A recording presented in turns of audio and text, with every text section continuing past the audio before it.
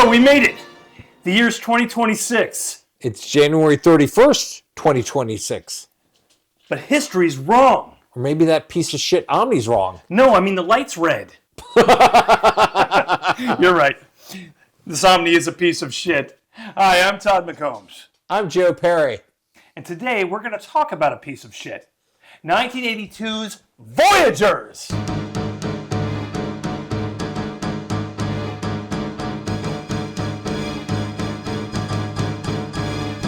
Welcome to our first installment of a new series called One and Done. What is One and Done? I'm glad you asked, Joe. One and Done is a brand new series that we're launching. And Voyagers is the first one to be featured. Some series never really get off the ground. In some cases, in that series, for that first season, it is a masterpiece. And in some cases, they're duds. It could be a one-season show because it's designed to be. Yeah. It tells the story and it's done. Like Chernobyl. Yes. That is a great one and done because they knew this is the story they were going to tell from 1986, and it's perfect. Other times it's a complete flop. You know, the first season fails and the show just doesn't work. Yeah. Could even be a good show that doesn't succeed. Yeah. And that can grow in time. It could actually become a very well-regarded like masterpiece. Eventually, hopefully, we can do a Freaks and Geeks, which is a one and done. Great one and done. Yeah. I got another one for you. 1899. Did you see that on Netflix? No. But today, Joe, we're going to talk about a not so great one and done. Yes. Bat's breath. Would you say the show is deserving of being called a piece of shit? Yes. But why? TV is a weird time in the early 80s. You only had like 3 networks and you had a bunch of other kind of UHF channels in whatever town you lived in. Cable was not a thing. And so Sunday night television was a thing. This came on right after NFL games. Did it only have one time slot? Or it had like a 7 p.m. time slot. A lot of the shows were preempted by number of games on the East Coast. You and I both liked history at the time, but you and I both saw that it was a very kind of simplistic view of history or various historical players. Yeah, I definitely had an overactive imagination. Yeah. And I was probably the one pushing you to run around the yard with me. Yeah, but I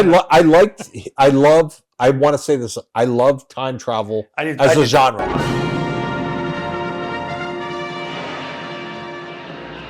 All right, Joe, what is the premise of Voyagers? Jon-Erik plays Phineas Bogg, who is a Voyager, which is a member of this time-traveling society. So this is my alma mater, Voyager School.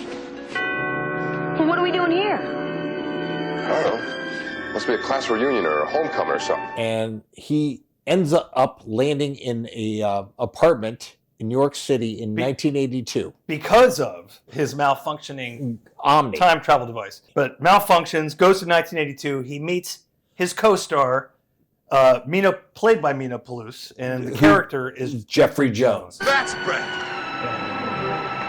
Is it 1492? Where's Columbus, kid? Where am I? Even though he is a time traveler, Bogg's character knows nothing about history. A big plot point, he loses the guidebook, which tells you about history. Yeah. He's an incompetent fuck, because if you went to Voyager School, besides the guidebook, there's quite a bit you should probably know about history. I'm just going to say. That's one of my problems with this I know. show. He's like a blank slate in any historical situation. But good news, there's good news. Jeffrey Jones, played by Mina Palouse, knows everything about history that there is to know. It's like a 12-year level of history. Right. So it's a very surface understanding on any kind of historical issue. Sam Clemens. Somebody special? Only my favorite writer in the whole world. One of the annoying things about Jeffrey Jones, played by Mina Palouse, is that he has this thick ass, thicker than I usually remember the California accent being. He has it. Bog! All right! All right. Oh, wow! Bog, this is Dr. Schweitzer. No way! If this kid was like thrown back into like 1915 Ohio, right? Wouldn't you beat the crap out of that kid? Yeah. Smart kids give me a pain. So basically, they start time traveling together. Yeah. Their main objective is, he's like, kid, When the Omni's red, it means history's wrong. It's our job to fix it. Yep. That's the plot. And when they fix history, it turns green. And then they can go on to their next assignment. Fix this and everything will be fine again. They immediately arrive somewhere where usually a character says, here's everything you need to know. You think you could just tell us what happened? Where'd they go? Well, the way the story goes, they were all hiding out in the Austrian Alps, and one of their own scientists handed them over to some Nazi general, and he handed them over to the Russians. That's how they got to the moon. History's wrong, and then the smart kid will then assess and go, Bog, this is what we have to do. Yeah. And sometimes it involves going back to another time. If we go back here and fix that, then we can come back here and it'll be corrected, and then we can fix this other main problem. It's done in a very bold brushstrokes. Sometimes 3 or 4 time travel jumps. Ouch! Blasted apple hit me straight on the head. It dropped off the tree and fell on my head as if some force propelled it back towards the earth. Thank you, gentlemen.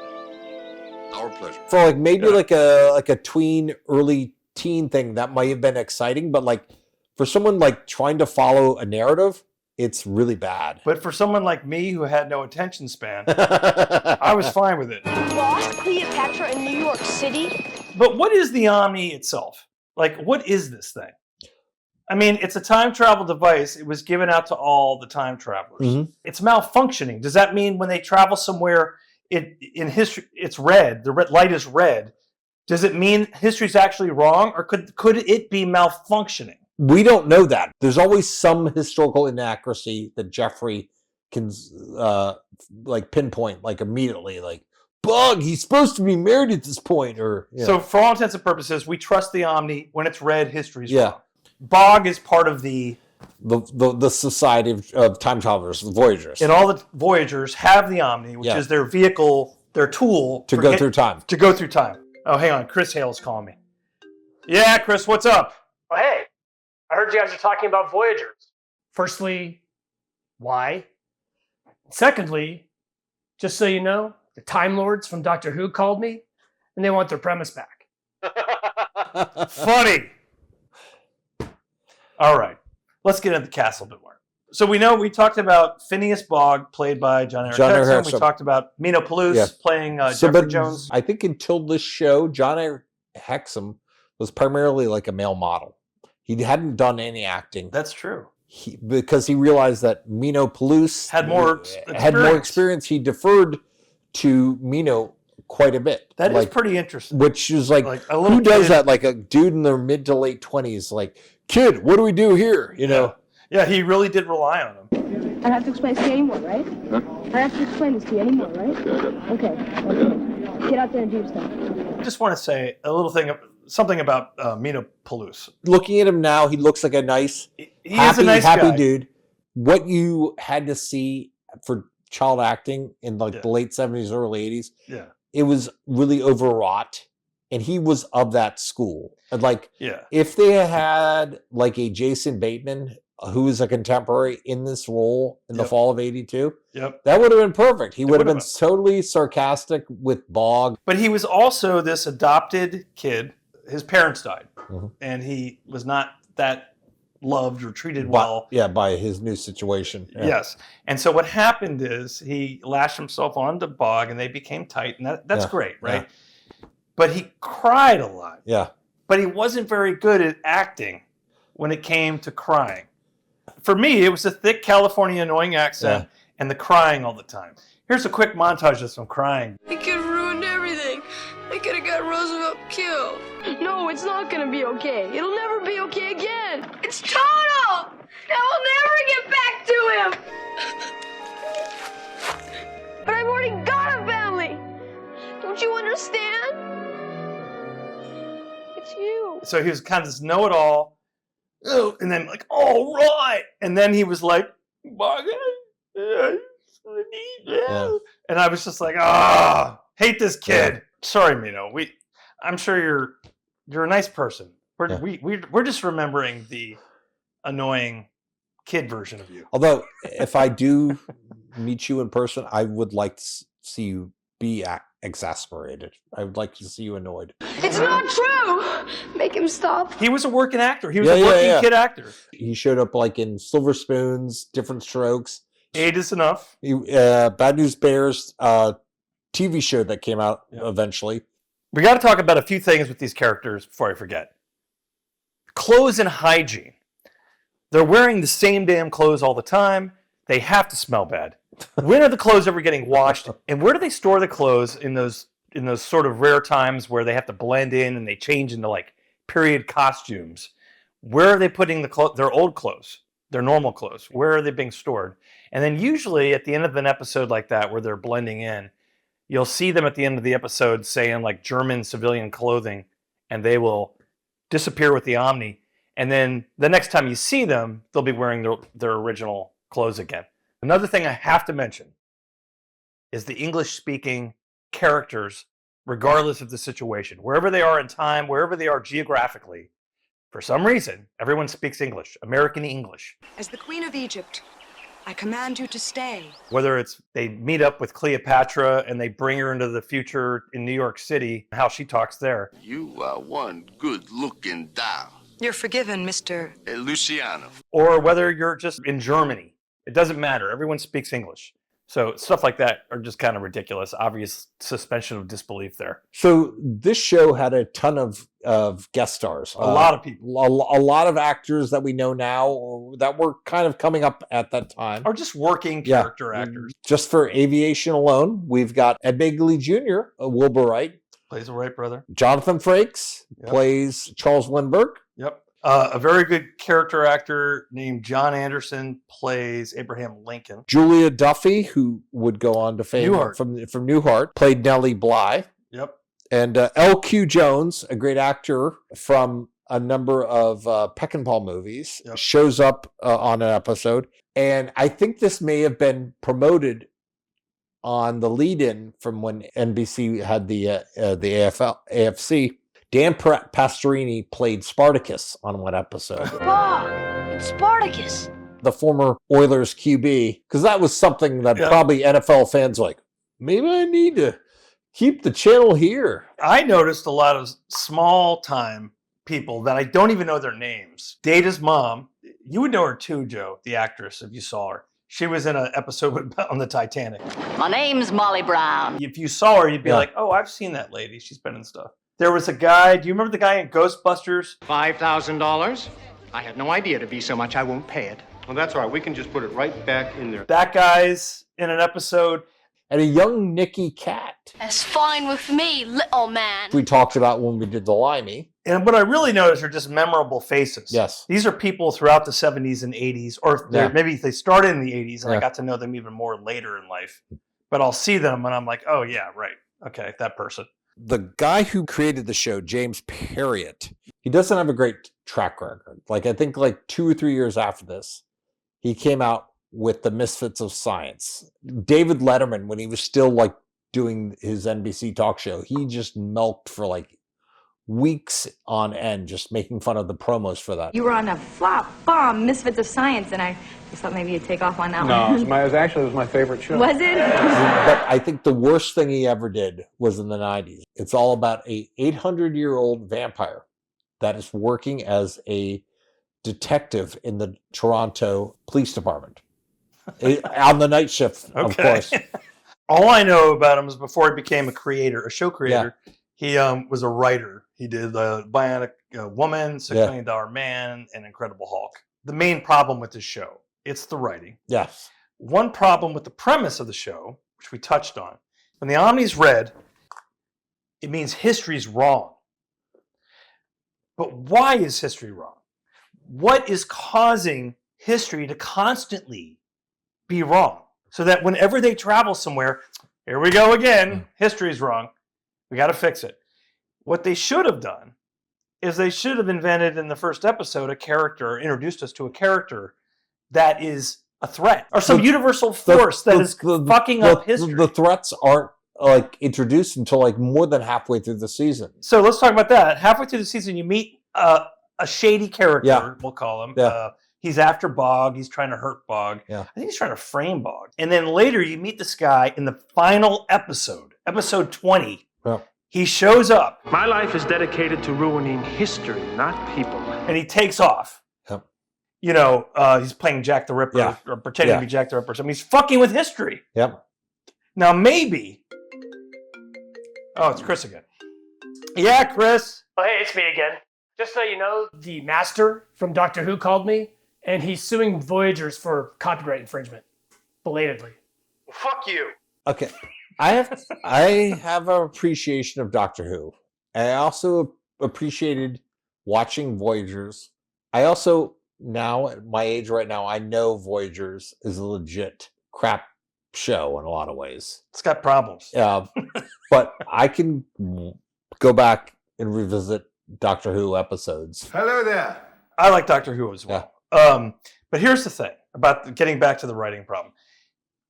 If there was a season 2, we might assume that this guy was going to be fucking things up and they were going to have to go clean up his problems, right?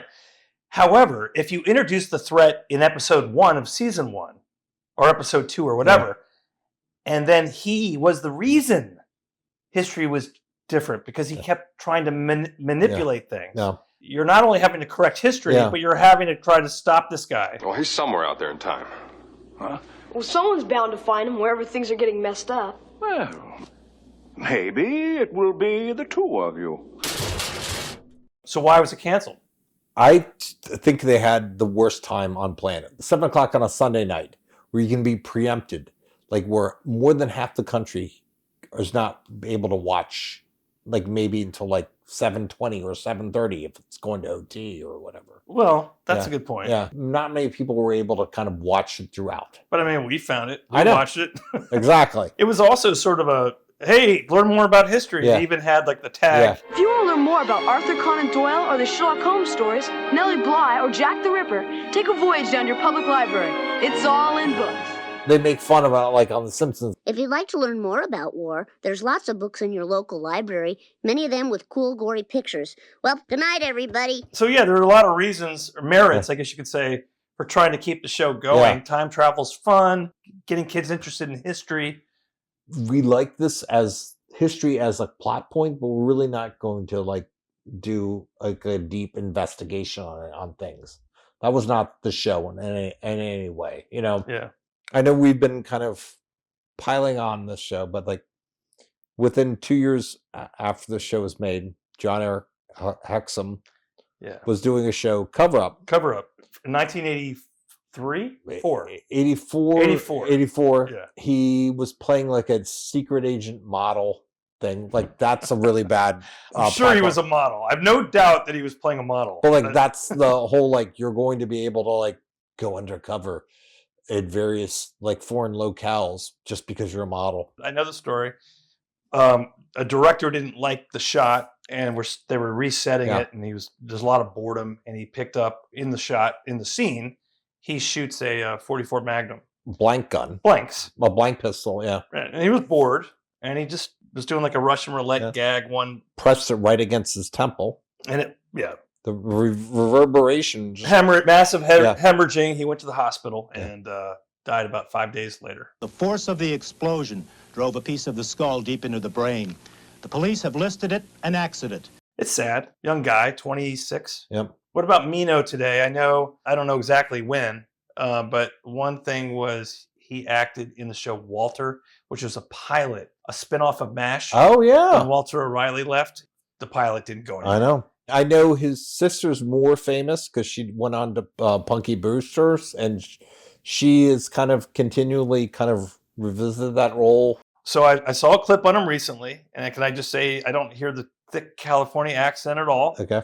He's a nice guy.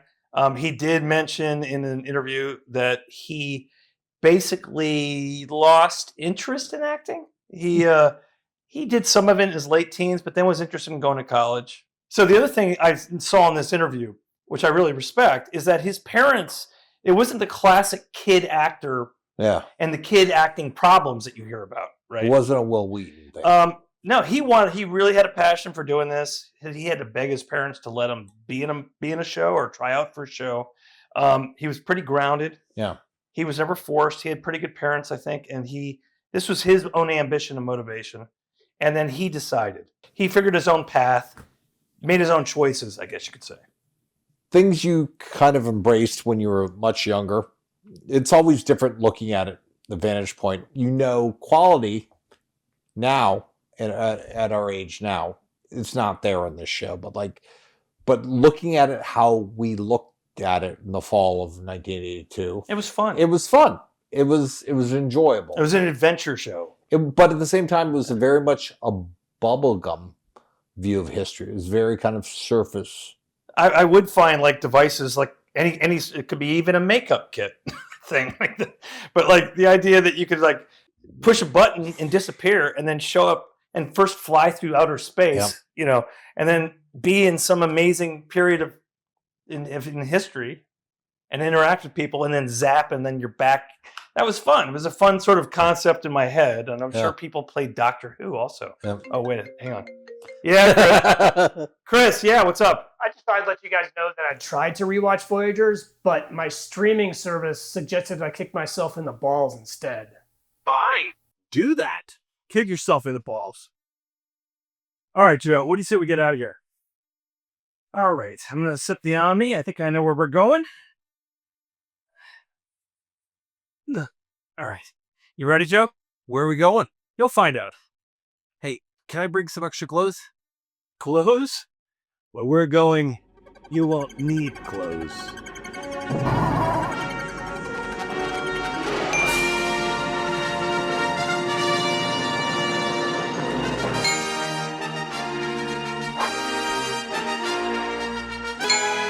If you want to learn more about Jon-Erik Hexum, Mino Palouse, or Jonathan Frakes, just take a voyage over to the internet.